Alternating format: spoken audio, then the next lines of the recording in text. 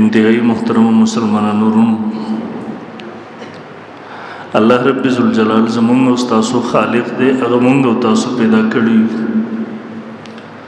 او هغه الله رب ذوالجلال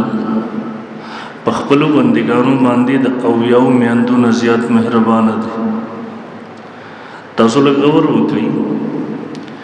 یوه مور په خپل بچي باندې څومره مهربانه وي. د شپې که به دا بچي باندې تکلیف وي، دا مور ورسره ویښه وي، بیداره وي. ټوله شپه دغه مور خوب نه کوي، دغه بچی په غېږ کې اغستی دی، ګرځوي دی، د قلارولو کوشش کوي. تاسو کتلی د بچی تکلیف دا د مور تکلیف دی. مور دغه تکلیف ګویا کې دا په بچی باندې دی. د دې لوږه، د دې تنده، دا ټول تکلیفات د بچی دغسې وي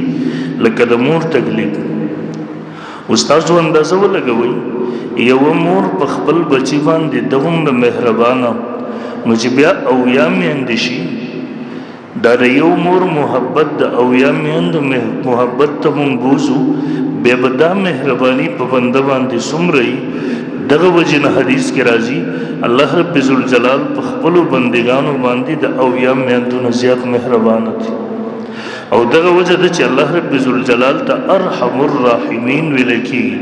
د ټولو رحم کوونکو نه زیات رحم کوونکي. همدغه وجه ده الله رب ذوالجلال چې څومره محبت د بنده سره کوي، دغومره یو پلار د بچي سره نشي کولی، دغومره یو مور د بچي سره محبت نشي کولی، دغومره یو دوست، رشتہ دار، استاد، هر رشته چې ده دا د خپل دغه رشتہ دار سره دغومره محبت نشي کولی، دغومره رحم په ده باندې نشي کولی څومره محبت او رحم چې رب ذوالجلال کوي. نبی علیہ الصلوۃ والسلام فرمائیں، اوږد حدیث ته، ان لله 100 رحمت انزل منها رحمتا واحدة بین الجن والانس والبهائم والهوام. الله رب ذوالجلال د الله رب ذوالجلال لپاره سل حصې د رحمت دي. د دې سلو حصو نه الله رب ذوالجلال یوه حصه دنیا ته رالیږلې ده. او دغه یوه حصې تاسو دنیا کې چې ګورئ، انسان په انسان مهربانه دی، زناور په زناور باندې مهربانه دی، تر دې پورې چې وحشي زناور، درندگان زناور په خپل بچو مهربانه دي. دا ټول د هغه یو رحمت حصه ده چې الله رب ذوالجلال دنیا ته رالیږلې ده. او نبی علیہ الصلوۃ والسلام بیا فرمای، واخر الله 99 رحمتا يرحم بها عبارة یوم القیامت. ننن حصے د رحمت الله رب ذوالجلال هغه آخرت ته پریښي دي. په آخرت کې به دغه په ذریعه سره الله رب ذوالجلال په بندګانو باندې رحم کوي. یوه حصه دنیا ته راغلی دی، دنیا کې چې د مور او بچي محبت ګوري، د پلار بچي محبت ګوري، د رور محبت ګوري، د زناور محبت ګوري، تر دې پورې چې وحشي زناور او د خپلو بچو سره محبت ګوري. دا ټول د هغه یوې حصه ده چې په دنیا کې تقسیم شوې ده. اوس تاسو اندازه ولګوئ چې ننن مې حصې رحمت په څومره وي. دې وجې نه رب ذوالجلال فرمایي، ورحمتي وسعت كل شيء. زما رحمت هر څیز ځای کړی دی، هر څیز دا زما رحمت ځای کړی دی. امام سیوطي رحمه الله فرمایي، در منصور د هغې یو تفسیر دی او ډېر زبردست تفسیر امام سیوطي صاحب رحمه الله لیکلی دی. امام سیوطي رحمه الله ډېر لوی عالم تر شوی دی، دا ډېر لوی مفسر مو، دا ډېر لوی محدث مو. دی په هر فن کې الله رب ذوالجلال ډېر لوی حصه ورته ورکړی و، ډېر لوی عالم تر شوی دی، لوی علم ورته الله ورکړی. در منصور کې دغه آیات د لاندې نقل کوي، ویل کله چې د آیات نازل شو نو د ابلیس خوشحالي وکړله. دوی ویل زه خو هم یو شی یم که نه، ورحمتي وسعت كل شيء. الله فرمایي زما رحمت هر څه ځای کړی دی، هر څیز ته حصه ورکړې ده. نو زه خو هم په شیانو کې یو څیز یم، ما ته هم د دغه رحمت نه یوه حصه د قیامت په ورځ میلاو شي. نو الله رب ذوالجلال پسې بل آیات نازل کړو، فسأکتبها للذین یتقون ویؤتون الزکاة. زر ده چې مونږ به ولیکو دغه رحمت د هغه کسانو دپاره چې هغوی یریږي د الله نه، تقوا اختیاروي،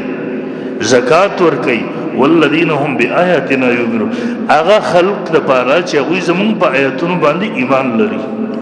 امام سیوطی سے مولا فرمای ابلیس مایوس شو، لیکن دا غینه مخکې یهود او اهل کتابو چې دا واوریدل هغوی ویل یاره د قیامت پر ورځ به دغه رحمت مونږ ته ملاو شي قرآن موافق، ځکه مونږ هم کم از کم په تورات انجیل باندې ایمان لرو، مونږ هم کم از کم داغه د رحمت امیدوار یو. نو الله پس دریم آیات نازل کو الذين يتبعون الرسول النبي الامي،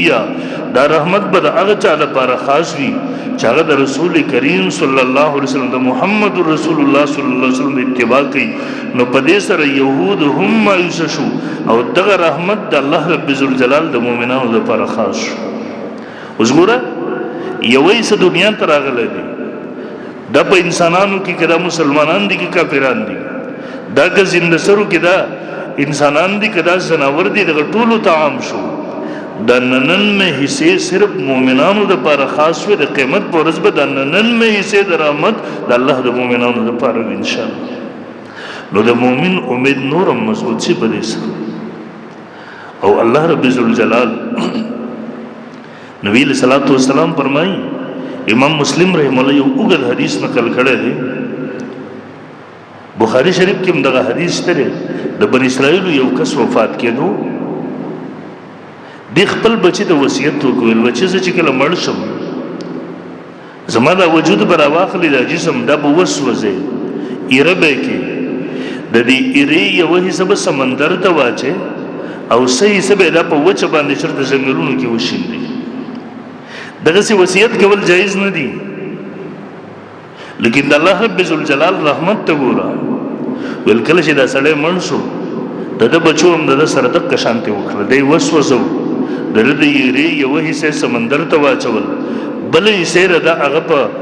ځنګلونو خواوشا کې هغه وشیندل او یې خورې کړه. الله رب ذوالجلال سمندر ته حکم وکړو، ځنګل ته هواګانو ته ویل دا ذرات را ژوندي کې، دا ذرات یې را جمع کې رہی ولې الله خپل مخې ته دی ودرو، او چې کله دی خپل مخې ته ودرو الله ورنه تپوس لم فعلت هذا، بنده دا کار دی ولې کوو، تا ولې دغسې د جهالت کار کوو؟ آیا الله رب ذوالجلال به دې نه دی قادر چې تا واپس را جمع کړي؟ زمونږ خلک اوس نن سبا مشرکینو به دا اعتراضات کول، ویل من یحیی العظام وهی رمیم، زما دا بدن ټوکړې ټوکړې شي، ریزه ریزه شي، بیا به دا څوک را ژوندی کوي؟ نو الله ځای په ځای دغه سوال جواب قرآن کې ورکوي، کم ذات چې تا اول ځل پیدا کړی هغه ذات تا دوباره نشي پیدا کولی؟ که چېرته دا تخلیق مشکل کار وی الله رب ذوالجلال ته، نو پکار ده چې په اول ځل مشکل وی، نو چې په اول ځل باندې پیدا کړی دوباره هغه ته پیدا کول څه مشکل دی؟ الله فرمایي بلا الا ان نسبیه، به ته خو دا خبره کې ستاره بندونه ستاره ذرات ذرات به زه راجمع کړم، زه په دې قادر یم. او نن وخت دا ثابته کړله، دا ګورې که نه وي ګوته یې ولګول، دا په اربونو انسانان الله پیدا کړي، د هر یو دا کرښې د یو بل نه بدل دي، د هر یو شکل صورت د یو بل نه بدل دی، د هر یو आवाज د بل یو نه بدل دی، د هر یو رنگ د بل یو نه بدل دی. آیا هغه الله تاسو دوباره نشي پیدا کولی؟ دلته مې یوه جاهله طبقه ده هم دغه اشکالات کوي، او د اشکالات یې د هندوانو نه پټ کړي. یاره انسان چې مړ شي او کله ذرې ذرې شوي په دا قبر کې پروتي، نو دې ته به عذاب څنګه میلاویږي؟ دې ته قبر نصیب نه شو، دا خو وسوځولی شو، دا خو په اور کې واچولی شو، دا خو د حیوان. ما هغه یو ته وی، ما ورته ویل د عذاب ته ورکوي که خدای ورکوي؟ ما ته خدای ورکوي. نو ما ورته خدای ته خو بیا څه مشکله نه ده که نه؟ او دا اعتراضات په دې زمانو کې هغه خلک خورئ چې هغه د توحید او سنت ټیکداران ځان ګڼي. زمونږ په علاقو کې د جماعت المسلمین په نوم دا خلک دي، دا د پنځپیریانو په نوم دا خلک دي. دا قسم اشکالات د هندوانو والا او دیو خورئ او یقین وکړه د توحید په نوم باندې خورئ. د دې توحید دغه دی چې د الله د قدرت نه انکار وکړي. برحال الله را جمع کو، ویل لم فعلت هذا، تا ولې کوله دغسې؟ دی ورته جواب ورکړي من خشیتک یا ربي وانت اعلم، یا الله ستا د یېرې مې دغسې کړي وو، تا د بتره د خپلو بچو ته وایي، خو دا خبره د خپل جهالت د وجې نه کوي. ویل که الله وغوښتله په ما قادر شو، نو ما له به دغسې عذاب راکړي چې چېرته دغه عذاب تصور هم انسان نه یې کړی. نو چې الله رب مخې ته ودرو ویل ولې لما فعلتها قال من خشیتک یا ربي وانت تا د بدر الله تعالی یې می دا کار کړو نو نبی علیہ الصلوۃ والسلام فرمایي د الله رحمت بجوش کې راغې فغفر الله له الله دا بنده وبخو تا زما د یری د عذاب د یری نه دغه کار کړو نو د دې وجنه د الله په خپل باندې الله رب ذوالجلال فیصله کړی دا لما خلق الله الخلق كتب في كتابه فهو عنده ان رحمتي تغلب غضبي الله دا فیصله کړی دا لیکلی دی دا زمانه چې زما رحمت زما په غصه باندې زما په غضب باندې غالب دی همدغه وجه ده د دنیا کې تاسو وګورئ څومره خلک شرک کوي د الله نه پرمن دغه خلک هم په دنیا کې اوسېږي الله ته کنځل کوي د الله د وجود نه انکار کوي دغه خلکو ته الله مهلت ورکړي د شاید دی ته وو بس دغه خلکو ته الله رب ذوالجلال رزق ورکړي خپل هواګانی هوا تر اوسه پورې دا نه دی ځکه دغه رحمت دغه په غضب باندې غالب دی عمر فاروق رضی الله تعالی فرمایي راوی دی وګد حدیث تر حدیث امام بخاری رحم الله په خپل صحیح بخاری کې نقل کړی دی دی فرمایي نبی علیہ الصلوۃ والسلام ته په یو جنگ وروسته قیدیان راوستل شو په دې قیدیانو کې یو خزوا دا خزم په قیدیانو کې راغلی و د دې خزن خپل یو بچي ورک شو هغه د تی بچي ولا خزر ډیر به قرار ګرځیدل ډیر په تکلیف کې و ډیر سخت په درد کې و بدحاله و یو خوا بل خوا د خپل بچي تلاش کوي ول چې کله فایده ول کله چې اذا وجدت سبيا في السبي اخذته فالصقته ببطنها وارزه دا بچي چې بیا مونږ ته په قیدیانو کې ډیر په مینه باندې راواغستو اول دې سینې سره د غسي ولګو به دې پورنه د خپل سینې ته راوستو په ورته ورتلله فقال لنا رسول الله اترون هذه المرأة طارية تاسو دا خزه ولیدل چې خپل بچی سره څومره محبت کوي مورته لوم کته د الله رسول به فرمایل آیا دا خزه با د خپل بچی ورته ورغورځي دا خزه با د خپل بچی تکلیف ته ورواچي والمم ورته لنا الله رسول قلنا لا والله ويتقدر بين نبي الاسلام فرمایل الله ارحم بعبادي من هذه بولد الله د دې زرانه چې دا خپل بچي څومره مهربان ده الله د دې نه زیات رحم کوونکی دی زیات مهربان دی خپل بچو خپل بندګانو باندې نو کوم یو الله ارحم بعبادي من هذه بولدي دا انسان دا مور د خپل بچي سره څومره مینه ساتي دا بچي به کله ورته ورونه ورځي اگر الله د او یا میاندو نه زیات مهربان دی اگر زیات رحم کوونکی ربه خپل بندر هغه څنګه تکلیف ورکی دی وجنا یو وګد حدیث ته صحابه کرام رضی الله عنهم مزوین فرمایي ولمون یوزل بلکې امام ابو الله سمرقندی صاحب رحم الله په تنبیه الغافلین کې نور کتابونو کې دغه واقع نقل کړی دا ابراهیم علیه السلام یو ځل یو کس ورته راغی مجوسی دی کافر دی روټه وختل خوراک وختلو ویل ملمه ما وګیا شوی ما سروټه را ترا کړی ذکر ترک ابراهیم علیه السلام ول جواب ورکو ویل کته مسلمانۍ کې خو خوراک بدر کم روټه بدر کم او کنه مسلمانۍ کې به ستاره پر زما سره روټه نشته بخله مخص دلاړو دا کس ډیر وګیو روایتو کې راځي د لوګي د وجنه د په ځین کې نستو یو زی تزي بل زی تزي شپره سرواله ورواله ګرځي نو الله تعالی د حالت ګوري انا عند المنكسره قلوب د غمجن زړونو سره الله رب الجلال ورسره وي دغه کافر می رحم ور باندې الله رب الجلال دنیا ته کوي الله رب الجلال ابراهيم انسيا ابراهيم لمن تتهم الا بتغيير دين ونحن من 70 سنه نتهمه على كفر ابراهيم تا ورته روټي ورنکړه الان کې او یا کالو نه دا د کفر کې زور له روټي ورکوم رزق ورته ورکوم چرته دی لوګي وګره د املاس به ورته فرمایل ول فلو اضفته ليله ما ذا كان عليك کنه نشبه تا ورته رزق ورکړه و روټي ورکړه نو سبا شوې ابراهيم عليه السلام فورن پاسو د وਹੀ په ذریعہ څنګه پیغام ورته راورسېرو د فورن پاسو ورغه هغه مجوسی تلاش کوي اوس ته روټۍ په وخړه ا مجوسی ورته وای تا خو زره او استنه مبغه وکي ما ته ویل چې ایمان راوړې روټۍ وخړه که ایمان نه راوړې نو ځه به ولې تاسو واپس راوستم ابراهیم علیه السلام ورته دا کې واقع ویل دا مجوسی ورته خاص رب دومره مهربان دی باوجود د دې چې ایمان نه لرم باوجود د دې چې هغه باغی ما دومره مهربان دی وی فرمایل ول ارز علی الاسلام فاسلم ابراهیم علیه السلام تر مخ کې شو ول ما باندې اسلام پیش کما ته اسلام وخایا ما مسلمان کا فاسلم دا مجوسی ردی وجه مسلمان شو نو مقصد د خبرې می داو چې الله رب ذوالجلال دومره زیات مهرباني کوونکی دی دومره زیات مهربان رب دی او یو ځل نبی علیہ الصلوۃ والسلام یو جنگ ته روان دي صحابه کرام رضی الله عنهم اجمعین ورسره دي عبد الله ابن عمر رضی الله عنهما راوی دي ویل مونږ چې تیریدو ویل یو خزانه ستر په یوځ کې دا زنانه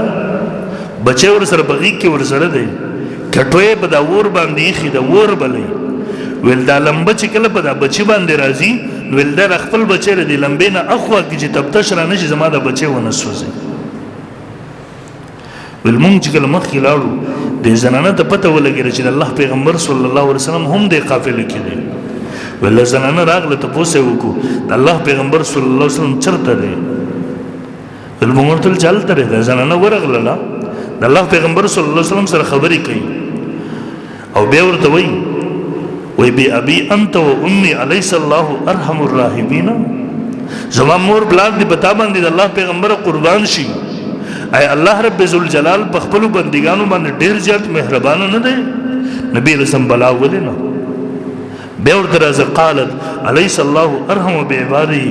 من الام بولدها اے الله د مورنا مور چې بدا بچی باندې څومره مهربان وي د دین زیات الله په بندګانو باندې مهربان نه دی د زنانه ته بوس کوي نبی رسول قال بلا ولنا بیر زنانوی ان الام لا تلقي ولدها في النار یو مور خو خپل بچی چرته په ور کې نه غورځي نو بیا الله رب ذوالجلال خپل بندگان جهنم کې څنګه غورځي نو روایت کړي فاکبر رسول الله صلی الله علیه وسلم نبی اسلام دا سرخ کته کو ډیر ساته جړل په دې حالت کې بیا وحی ثم رفع راسه الیها فقال بيد سر پورته کو دې زنانه ته ان الله لا يعذب من عباده الله خپل خاص بندگانو ته کلم عذاب نه ور کوي الله خپل بندگانو ته دایمي عذاب مستقل عذاب چې همیشه دا په عذاب کې دا نه ور کوي الا المارد المتمرد الذي يتمرد على الله وابا مگر هغه کس چې هغه کافر وي دغه سرکشي د حد نه زیات شي و ابا ان يقول لا اله الا د الله وحدانیت هم د سره نه مري الله خپل رب هم نه مري د سره د الله د وحدانیت نه منکر وي دا سره الله همیشه جهنم ته ورچ مؤمن د جهنم ته ځي قران مجید دا مضمون ذکر کړی دی احادیثو کې دا مضمون ذکر دی مفسرینو لیکل دی مؤمن د جهنم ته ځي جهنم ته بد رسوایی د پاره نه ځي چې الله دې ذلیل کې رسوایی کی د باندې یو خیره د ګناه لګیدل دی او قانون د هغه زیر جنت دا دی چې ردی خیر سره څوک جنت ته نشي تللی الله رب ذوالجلال خپل قانون مطابق دا ګناګار مؤمن دا به جهنم ته ورواچي لکه څنګه چې کپڑے ماشين ته خلک ورواچي د اخیره ورنسباشي به د کپڑے راوباسي دغه سبا د مؤمن د جهنم د بټۍ ته ورواچي چون کې د ګناه د اخیره د جهنم د بټۍ نه بغیر نه سبا کیږي سو وخت پورې چې الله ته منظور او په د بټۍ کې به وي چې د ګناهونو نه سبا شي الله به راوباسي جنت نو دا همیشه د پاره ورته فرمایل الله بنده کلم جهنم ته لېږي او د الله وخت د پاره چیزي نو دا خو به بنده د دې لپاره چې د ګناه خیره ورنه لري شي دیو جن محترمو الله رب ذوالجلال ډیر مهربان خدا د یو سړی اوس په زور باندې ځان جهنم ته ورچي ورته ورچي مور خو کله نه غواړي زما بچی دی ورته لاړ شي هغه بلار هغه مور خپل بچی منع کوي لیکن دا بچی دومره سرکشه دی چې بار بار منع کولو باوجود د هرې لارې بندولو باوجود دی ورلمان دی ورته ورځي خپل ځان څیز یو جدا خبره اوس یو سړی کفر کوي د سره الله رب نه مري هغه خالق نه انکار کوي نو بیا دی خو په خپل ځان ته اسباب تیاری جهنم ته ورته نو هغه ډیر مهربان ذات دی یو روایت کې راځي یوسف علیه السلام کله چې په مصر باندې قحط راغی به یوسف علیه السلام تدبیر ورخودو ول په دې طریقې سره خلکو ته تاسو هغه غلور کوي او په دې طریقې سره تاسو ذخیره کې چې خلک د قحط نه بچي د عذاب نه بچي نو او همیشه د مملکت کارم دی چې خپل رعایا لاندې خلک دا وی خیال وساتي دا وی د حقوقو خیال وساتي دا وی د غم او تکلیف نه ځان خبر کی دا زمونږ د ریاست بساندې نه چې خپل بچي خوري تبا کوي دا تازه حالات اوس د په خیبر کې روان دي حالات روان دي دا ریاست دا د قوم دا دغه سیویل کې بچي دا څنګه چې پلار او مور د خپل بچو خیال ساتي دغه سي یو ریاست ذمہ داری چې د خپل بچو خیال وساتي لیکن کله کله یو پلار وحشي شي د خپل بچي وجني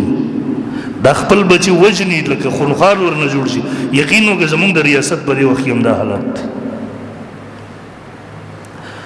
کله کله د بچي زیاتې موکي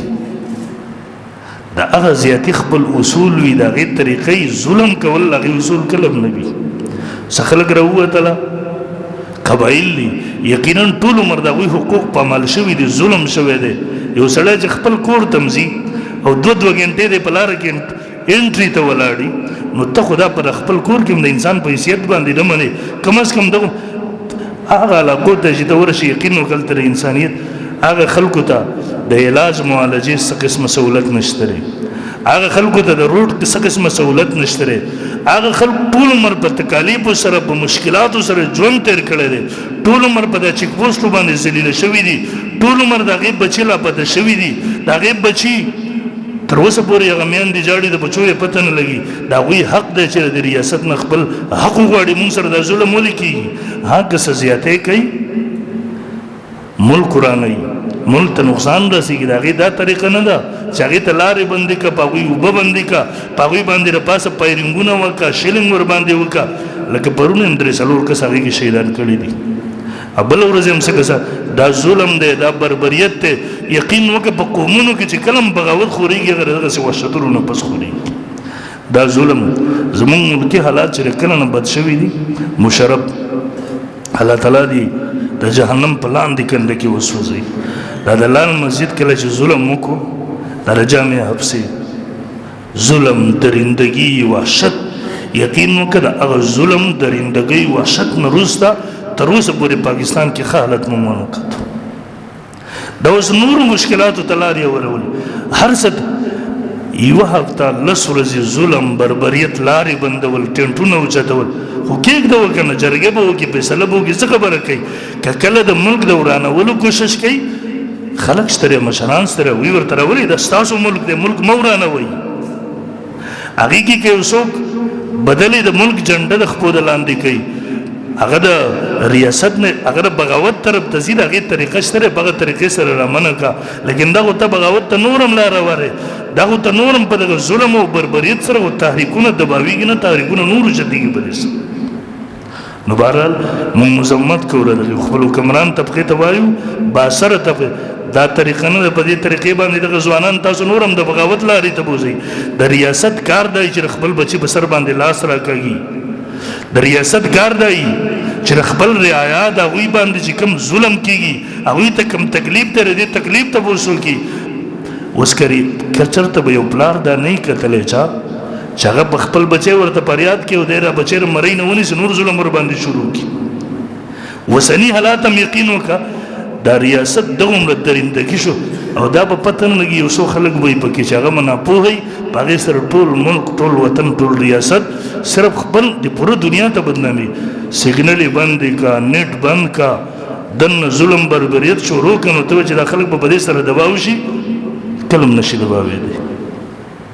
یو هفته چې لازم د خلکو د انتظامی سو وکړه یقین نو که شاید چې د سیس د عمر زور بناغستو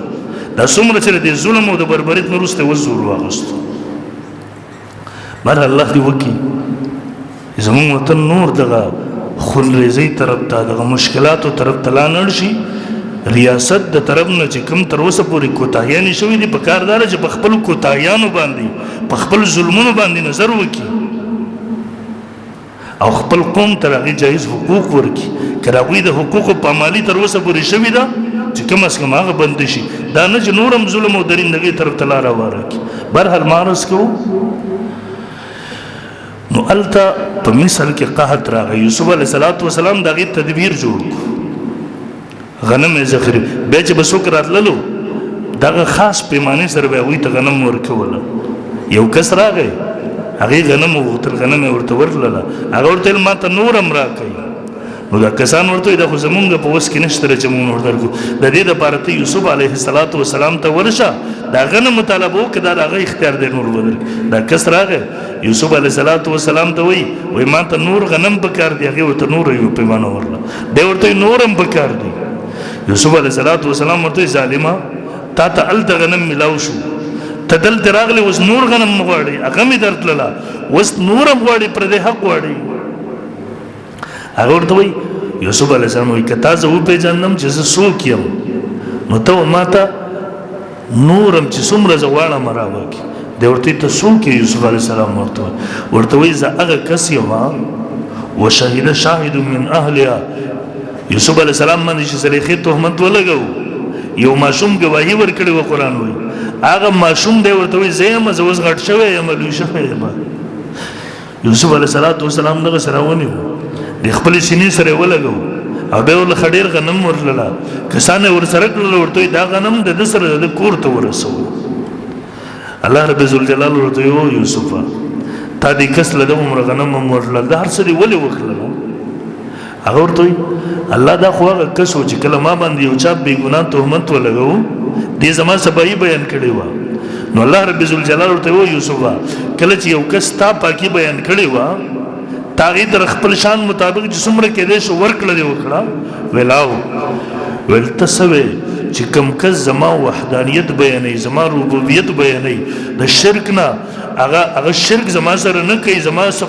پاکي بیانوي د دغې نه ته ووایې د قیامت په ورځ به زه خپل شان موافق دغه بنده ته ورنه کړم نو کله چې یو بنده شرک او کفر نه کوي یو خو د ریاست باغي یو داره د ریاست باغي نه دی دغه د ریاست باغي سره خو د هغوی هم دقه رویه وي لیکن یو سړی د الله رب ذوالجلال باغي نه دی مشرک نه دی د الله رویه د هغې سره بیا دغسې وي او بیا دومره قدر فمن یعمل مثقال ذره خیره د ذرې برابر نیکي کړي د الله رب ذوالجلال فرمایي د دې بدل به ورته میلاویږي انی لا اضیع عمل عامل منکم من ذکر او انثی هغه الله ان الانسان لربه لکنود